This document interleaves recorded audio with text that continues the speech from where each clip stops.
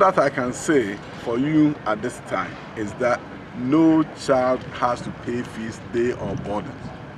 Fees that were charged by the PTA, for example, development levy, utility fees, and then they also have teacher motivation. Every item has been picked up by the government because we don't want any impediment.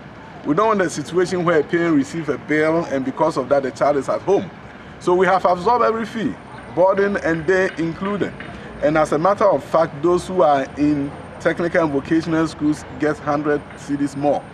So if you look at the day, if you're a day student and you are in a regular secondary school, you get 648 paid for by the government. If you are in a technical vocational school and it's day, 748. In terms of boarding, it's 1,048. If you are in a technical vocational, 1,148. So what we have done is to eliminate the excuse that I cannot go to school because I have to pay. Over the years, data is there to show that over 100,000 students do not go to school after they are placed because they simply can't afford it.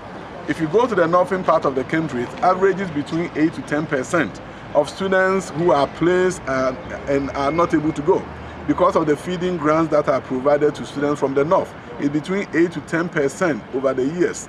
Now, when you come to south, it's between 30 to 35% of students who are placed in schools that don't show up because they don't have the resource.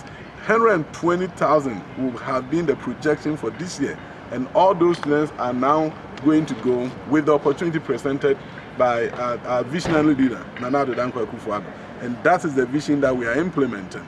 We are making the vision a reality through the leadership of my minister, Dr. Matthew Prempeh.